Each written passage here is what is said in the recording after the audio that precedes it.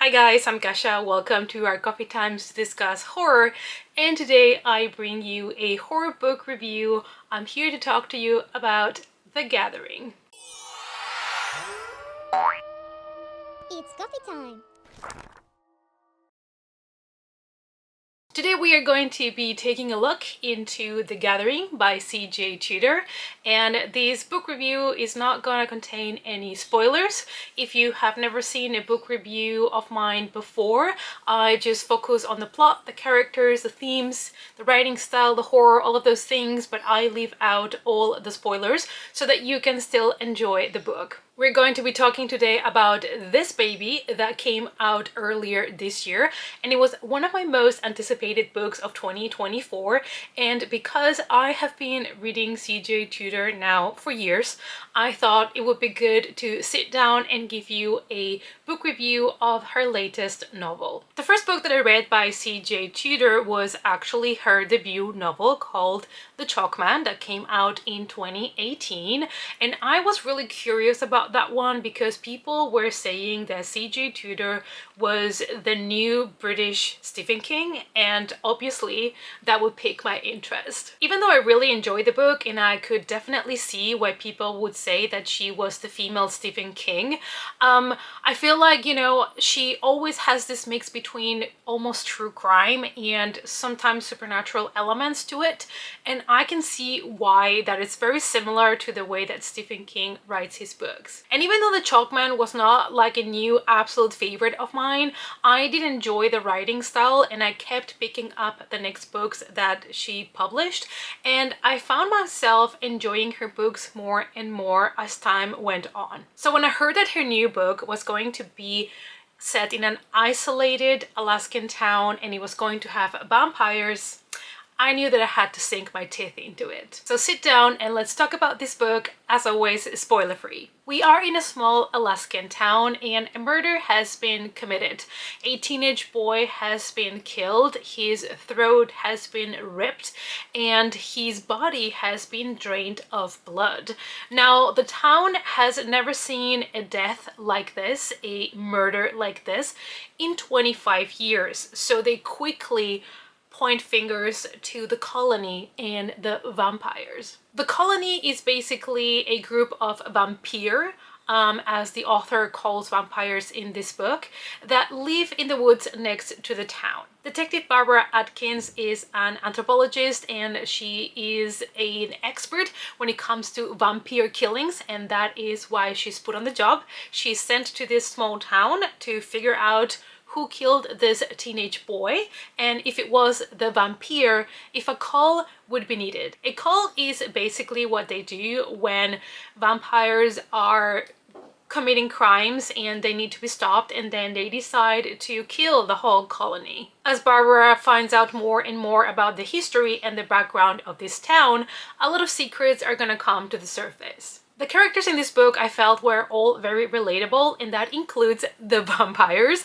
And I feel like we did get an interesting amount of different characters, and we do follow several characters throughout the whole book. Barbara is one of our main characters, obviously, and one of the most important ones because she is a detective that has to figure out who killed this teenage boy.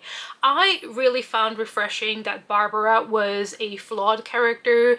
She was relatable. She was 51 years old, and she is a very skilled detective. She knows what she's doing, but she has to go from New York, where everybody probably knows her and her job and what she does, to this little small isolated town where nobody knows her. She's an outsider and people in that town don't like outsiders. In this book, I would consider the whole town a character because this feels like one of those, and I don't want to compare it all the time, but it did feel in this specific book that this town was so reminiscent to Stephen King's books and how well he writes a whole town of different characters and they become a character in the book. The people in this town know each other very well. They have been isolated, living with each other for many years.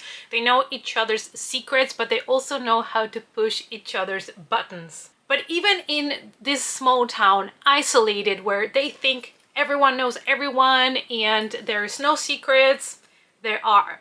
There are still secrets, and there are still people that are lying, and there are still a lot of mysteries to be discovered. Everybody in town is also quite hostile against outsiders, so I did love the contrast between Barbara and the town and how they had to kind of come to terms to be able to work together, because at the end of the day what we want to do here is solve a murder. Then we have the colony of the vampire. Now we do follow specific characters from the colony, not everybody, but I'm gonna count them as a unit here. We do get to learn about the lore of the vampires, a little bit about their background, their history, and as always, that is one of my favorite parts in this type of books. I just absolutely love to learn about vampires in every book and see how different they might be from other stories. But I always want more, so I did wish we had a little bit more of that in the book, but we do get explanations when it comes to the turning, the aging of the vampires and all of that, which was, again, one of my favorite things. This vampire that we have in the book are less of creatures and more kind of human-like, in the sense that they almost have a conscience and they have conflicted feelings, and they are such interesting characters that I would really love to see a prequel just based on the vampire. So CJ Tudor, if you're watching this, which I don't think you are, but if you are, please and thank you. These vampires have been around for many years, but I feel like the author still managed to give it kind of like a little spin, so they were a little bit different. But sometimes in the book you will feel that they were the typical know-it-all, arrogant vampires, but still I felt like they were different, and in a way they felt quite human, which I really enjoyed. One of the biggest themes in the book is obviously crime investigation, crime in general, and how to solve a murder, which are things that I really enjoy, especially when you have a thriller with a detective. A crime has been committed and a detective has been sent to solve the murder. So far so good, very typical beginning of a thriller. But in this one, I feel like we got to see a little bit more in depth how a police investigation really goes from the beginning when the body is found and the steps that need to be made in order to try to solve the murder. And I feel like this book gave us a little bit more of a peek behind the curtains on how the whole investigation normally goes. But you have to remember that this is fiction, which means not everything is going to be accurate to the way that actually things work. One of the biggest themes of the book that you can see throughout the whole novel is discrimination slash racism. So we get to see these up close, and I thought it was such an interesting thing to add to this type of story. The book speaks about the fear of the unknown and how a lot of people or groups of people react to things that are different from them, to things that they don't understand. When people have other beliefs, when people look different from us, sometimes we're really quick to judge and isolate those people. We tend to blame them for everything, and it just comes from a place of fear. And I think the author did such a good job at like kind of weaving that into the story. The basic response from the town is, okay, this teenager has been killed and it was the vampire, so they all have to be killed. We need a call, we need to kill them all. And they didn't even wait to see if it was actually the vampire who killed this boy or not. They wanted them all dead. There is no proof that the vampire did it at this point, but they already want to accuse them and kill them. Sounds familiar? Putting the blame already just because they're different.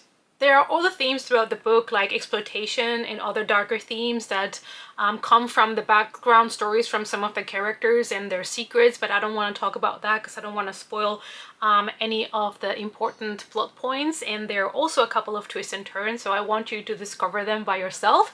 But do keep in mind that you might want to check content warnings for this one if you need to. This book has achieved something that is not always so easy to do, which is I felt the cold. I felt like I was in that small, isolated Alaskan town with the people, the atmosphere, the way it feels when she's describing that they're snowed in and they cannot leave the town. Like, all of these atmosphere is so well achieved that I read this book past winter, but I felt the cold in my bones. CJ Tudor normally has fast-paced, entertaining mystery thrillers, but she always adds a horror slash supernatural supernatural element to them, and this is kind of the same pattern. I personally believe that her novels have gotten better and better through the years. I feel like the way that she creates now the characters and the character depth that she's able to achieve now, and also the way that she delivers the reveals, is a lot better than when I started reading her back in 2018. That is not to say that The Chalkman is not a good novel. It was a great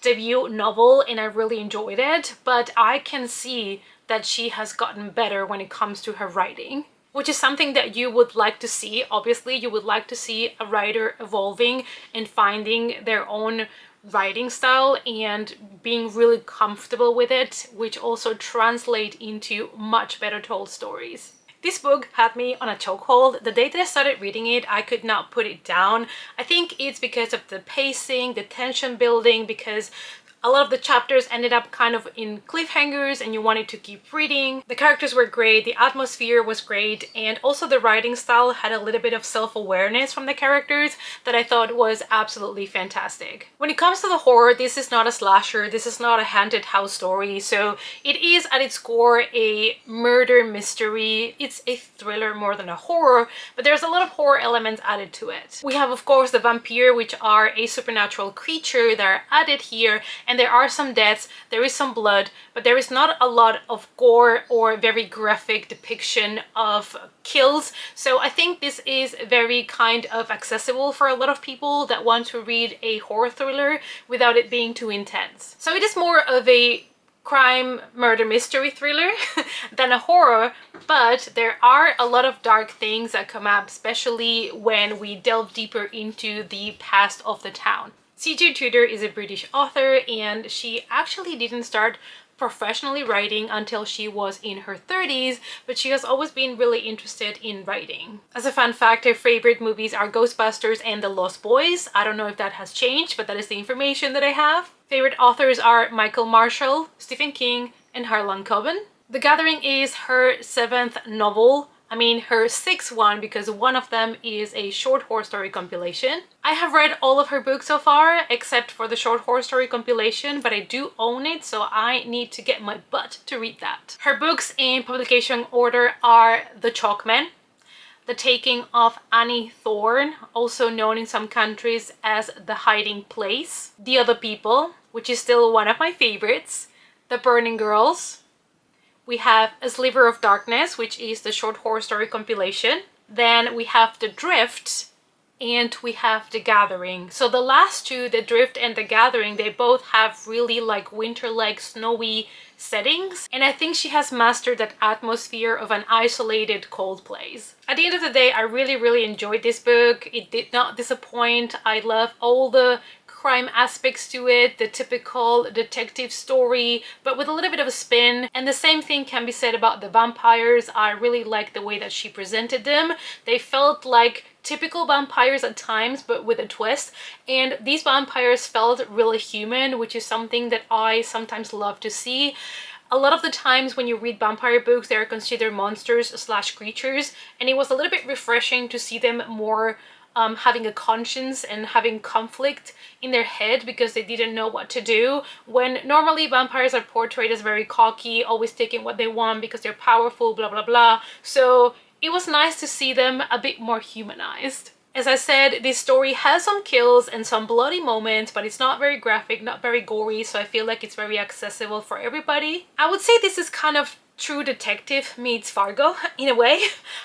So I think that a lot of you guys are gonna enjoy this, especially if you love books that have a more of a isolated small town feel to it, with a little bit of vampires added to the mix. It's perfect for winter, but I think you can read it any time of the year. I hope that you enjoyed this spoiler-free review of The Gathering by CJ Tudor. Let me know down below if you have read her books. If so, which ones have you read, or which one is your favorite? Let's talk about it in the comments down below. Thank you guys as always so much for watching, and I hope to see you all in our next coffee time. Bye!